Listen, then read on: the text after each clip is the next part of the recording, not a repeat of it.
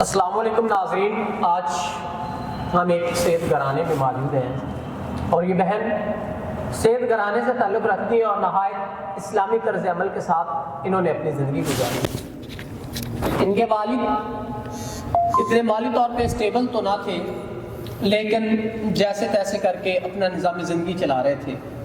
ان کے والد کے جو بھائی تھے انہوں نے کچھ پیسے ان کو دیے ہوئے تھے، لیکن ان کے والد کی وفات کے بعد انہوں نے ان سے مطالبہ شروع کر دیا کہ آپ ہمارے پیسے دیں، ادروائز ہم آپ کے گھر پہ قبضہ کر لیں گے، اور انہوں نے کر بھی لیا۔ تو اب یہ چاہتی ہیں کہ جو میرا سگا چاچا تھا اس نے میرے ساتھ یہ ظلم کیا، تو میں اپنا جو بھی میرا قرض ہے وہ ادا کر کے میں اپنا گھر، میرے جو باپ کی آخری نشانی ہے وہ اپنے پاس رکھنا چاہتی ہوں۔ تو اس لیے یہ میڈیا پہ آ رہی ہے کہ اگر کوئی ایسا سنسیئر پرسن جو ان کے معاملات زندگی اور ان کی پریشانی کو سمجھ کے ان سے اگر نکاح کرتا ہے تو یہ اپنی زندگی کو بہتر طریقے سے چلا سکتی ہیں۔ تو آئیے باقی جو بھی معاملات ہیں ان سے جان لیتے ہیں۔ السلام علیکم۔ وعلیکم السلام۔ اچھا بہن، آپ مجھے بتائیں کیا زندگی کے معاملات، کیا پریشانیاں، آپ کے والد صاحب جب تھے کیسے حالات تھے، اب کیسے ہیں، کیوں آپ پریشان ہیں، یہ سب ہمارے ناظرین کو بتائیے گا۔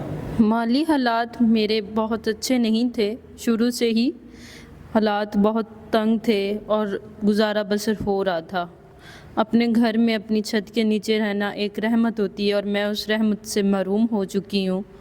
میرے والد اور میری والدہ دونوں سید تھے اور ہم خاندانی سید تھے۔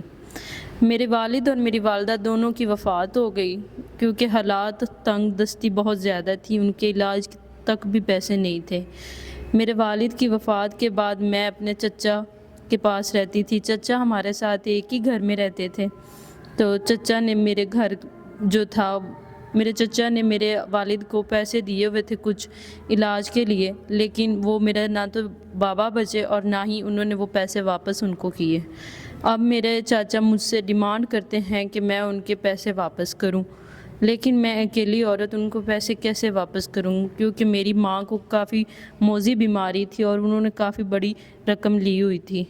تو میں نے ان سے معذرت کی کہ میں قرضہ ادا نہیں کر سکتی آپ کا، تو وہ اب مجھے دھمکیاں دیتے ہیں کہ وہ میرا مکان چھین لیں گے، جو انہوں نے بعد میں چھین بھی لیا تھا، وہ اس پر قابض ہو چکے ہیں۔ تو بہن، آپ کے ناظرین خون سفید ہو چکے ہیں، خونوں میں وہ بات نہیں رہی۔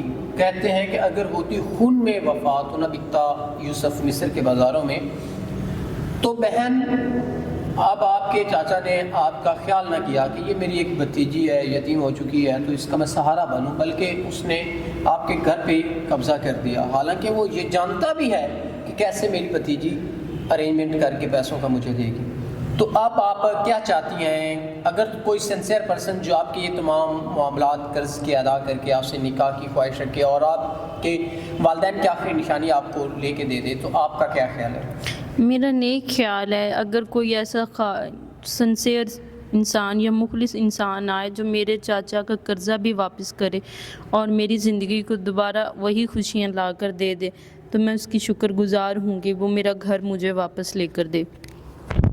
ناظرین، اگر کوئی سنسیئر پرسن جو اس بہن کے معاملات زندگی اور پریشانیوں کو حل کرتے ہوئے کوئی نکاح کرنا چاہتا ہے تو وہ ضرور کرے تاکہ ان کی عزت بچ سکے۔ تو اسی کے ساتھ اپنے میزبان نواب احمد کو دیں اجازت۔ خدا حافظ۔